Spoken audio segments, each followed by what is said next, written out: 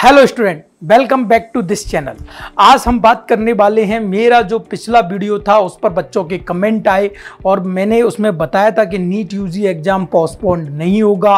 वही बात मैं अब दोहरा रहा हूं तुम लोगों को, लेकिन इस वीडियो को बनाने का मकसद क्या है ये मैं आप लोगों को बता देता हूं, क्योंकि उसमें कई सारे कमेंट में आप लोगों ने बोला था कि नहीं सर नीट पीजी पोस्टपोन्ड हुआ था। तो बिल्कुल हुआ था, लेकिन जब नीट पीजी एग्ज़ाम पोस्टपोन्ड हुआ था उस समय नीट पीजी की काउंसलिंग चल रही थी। मतलब बच्चे काउंसलिंग में पार्टिसिपेट कर रहे थे और काउंसलिंग के राउंड खत्म नहीं हुए थे, इसलिए नीट पीजी को पोस्टपोन्ड किया गया था। तो बेटा जैसा कि पीछे देख रहे हो कि नीट पीजी क्यों हुआ पोस्टपोन, नीट यूजी नहीं होगा पोस्टपोन, तो ये बात बिल्कुल सही है।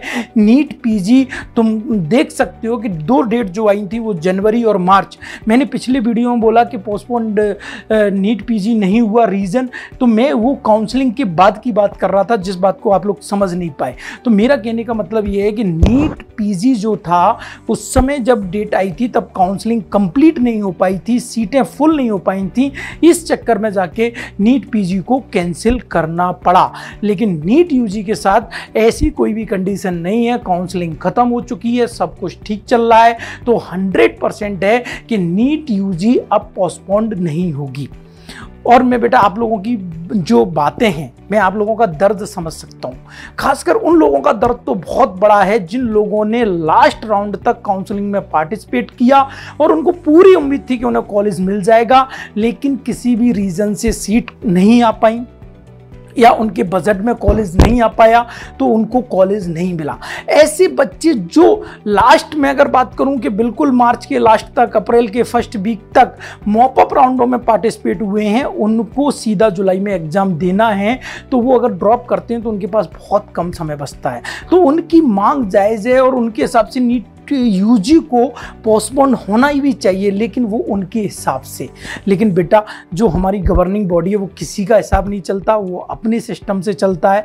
पिछले वीडियो में भी मैंने कहा था, इस वीडियो में फिर तुम लोगों से बोल रहा हूँ कि बेटा बिल्कुल दिमाग से निकाल दो कि नीट यूजी पोस्टपोन्ड नहीं होगा।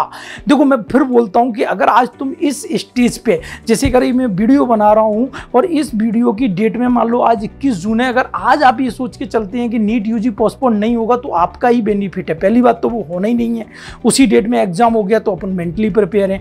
अगर पोस्टपोन्ड भी हो गया 1% चांस है, क्योंकि भाई मैं कोई बॉडी तो हूं नहीं गवर्नमेंट की, पर मेरा प्रेडिक्शन है अगर 1% पोस्टपोन्ड भी हो गया तो आप ये मान के चलना कि भाई हमको टाइम ज़्यादा मिल जाएगा। लेकिन दूसरी तरफ अगर आपने आज ये मान लिया कि पोस्टपोन्ड हो गई और अगर उस केस में पोस्टपोन्ड नहीं हुआ तो आपकी हालत क्या होगी आप बहुत अच्छे से समझ सकते हैं, आप कहीं के नहीं रहने वाले।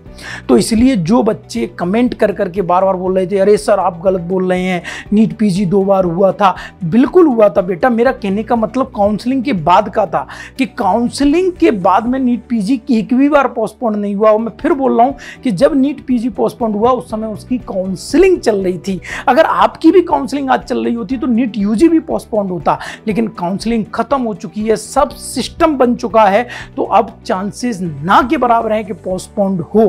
तो मेरी तो आप लोगों को एज अ बायोलॉजी मेंटर यही सजेशन है बेटा कि ये मान के चलना है कि पोस्टपोन नहीं होगा। Okay, I hope you like this video. For more such videos, keep watching our channel and do not forget to like, share and subscribe.